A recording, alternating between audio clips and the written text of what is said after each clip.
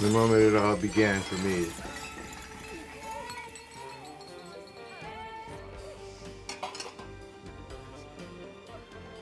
Do you have a light?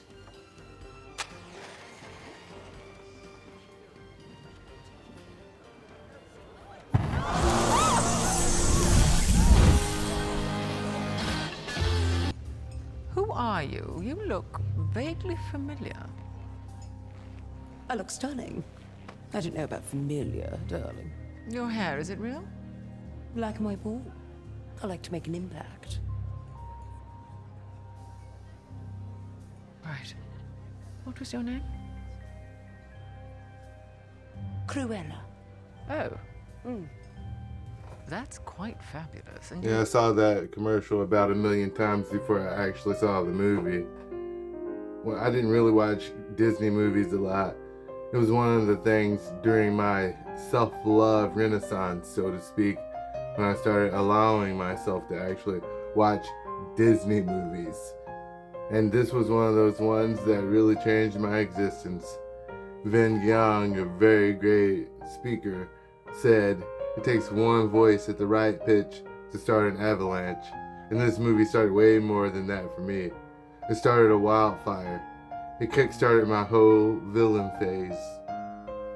I was going to call this video The Master of Delusion, but I changed it to The Cruella Effect because it's more than just delusion, a lot more. It starts off as something that seems like delusion, as I had mentioned in my first video. It's an understanding and belief in yourself that can't really come from the outside. You can't validate it with the outside world. It comes from the inside, and usually that's a visualization of yourself, a part of yourself that you have not actually met in the 3D world. It's a very delusional thing. And I've been in this Deluluville, as Brenda calls it. Brenda Turner, who is, by the way, basically my guru at this time. The reason I've become so productive, I think, at creating these videos. And I'm gonna make a video about her. And don't worry, Elle, here's proof that I'm making your video, just so you know. And if you guys are interested in seeing that video, you might want to subscribe and, hit that bell if you want to be notified.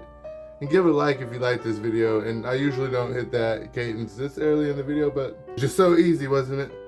In my last video, I talked about delusion, and it's a big thing for me right now because I am still actively in what you would consider physical poverty. But in my last video, I explained the kinds of things I have manifested to expand my zone of manifestation.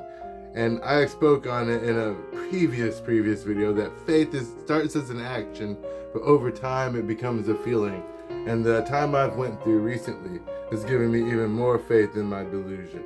And Brenda, she's the one who started the Deluluville. I don't know if she started it, but she's the one where I got that from, and I'm going to take it and run with it because that's the #1 piece of becoming that, what I said in the title, to embody that. And for me, as an autistic kid who kind of grew up without parents, I really deeply connected with fictional characters and fictional stories. And maybe that's just a normal part of life. If you think about how, Joseph Campbell or Carl Jung would just say that, I'm attaching to those archetypes like every human consciousness does, consciously or subconsciously.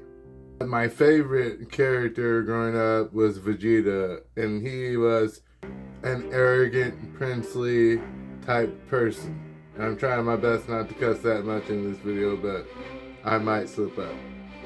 But having him basically be my father figure as I grew up kind of instilled in me a sense of elegance and, unfortunately, arrogance. But I have learned to basically transmute, and my shadow self, the part of myself that pushes away the arrogance, has really learned to harness that into my villain phase.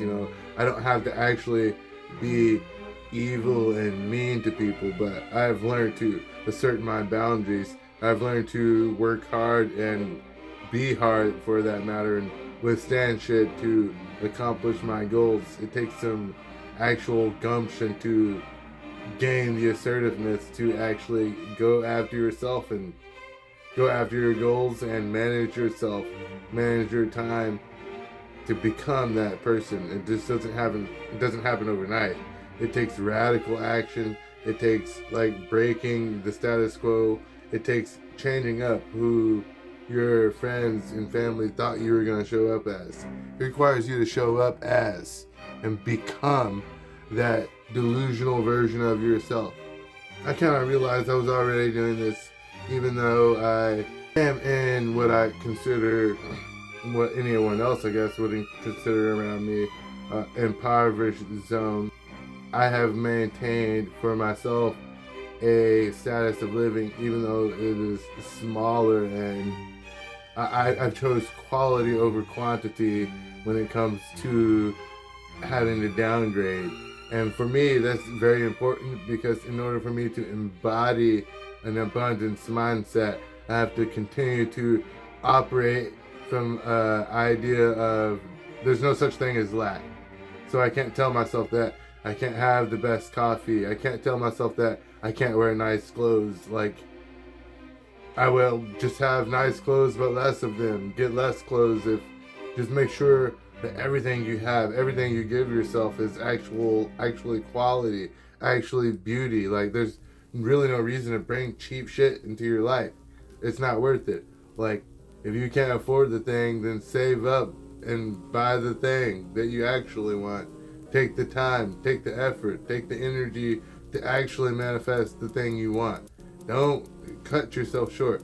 That's the biggest thing about being the villain and embodying your villain mindset and the Cruella effect. It makes you realize I am not meant to just shovel shit for a company. Like, I know my greatness, I know what my talents are, and even if I have to be mean about it, since I tried the other way, I'm going to bring my shit into the world.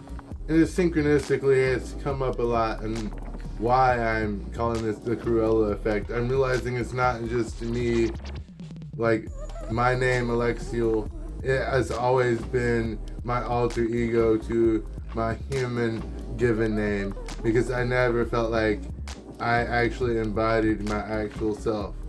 Like, my name, I didn't feel like embodied who I actually was. So I changed my name when I was 13. And it was a part of my whole witch initiation to choose a different name to more exemplify the magic and the power I feel inside. And I realized a lot of people do the alter ego thing, and that the alter ego thing is maybe a zeitgeist in the collective conscious. Like Thomas Anderson and Neo, you have yourself that goes to the job and works your 9 to 5. Thomas Anderson, who pays taxes and, has to submit to the man. But deep down inside, he has Neo, who does not submit to the agent force. He has Neo, who is his true self, his unplugged self, his spirit self. Like, that is connected to the majesty, or whatever you call it, God, the majestic entity that controls everything. The alter ego thing is a common thing with the superhero persona, or when you're a child and you're having nightmares, you are told to transform into this other identity. And it's always been a thing in my brain since I grew up as a kid watching Dragon Ball Z. Transformations have always been a part of my identity. If you're not strong enough to get past the current hurdle, the current circumstance you're dealing with, then you level up, you train, and you transform, and you become strong enough to get past the obstacle you're fighting with at that time. There's no such thing as can't. If you can't in your current form, then get a new form. And that's the whole idea with the alter ego identity. You stop being the old version of yourself. And I don't think it is delusional, maybe. When I watched Tenet, it made me think, what if causality is reversed? What if your future self is literally causing you to be who you are now. Like, if you don't change into those forms that your future self are calling you into, you are like literally denying your own future. It's a thing to step into and embody that version of yourself now. Appreciate yourself now, not as the person of you that you think you want to be. It's not something to achieve in the future. It's something to become now. It's something to embody in this moment with this energy that you have right now. If you're angry about the job that you have, you're angry about the people you're around, change that shit. If you're angry about something, use that as the fuel to change your life. Like, if you don't like something about your reality, use it to ignite your villain phase. It's not even really delusional if you're actually that person, right? Make it not delusional. Be delusional until it's not. Prove everyone wrong. One of the things I heard recently was the best revenge is winning. So just fucking do it. That's right. I said the F word. And as always, stay mindful.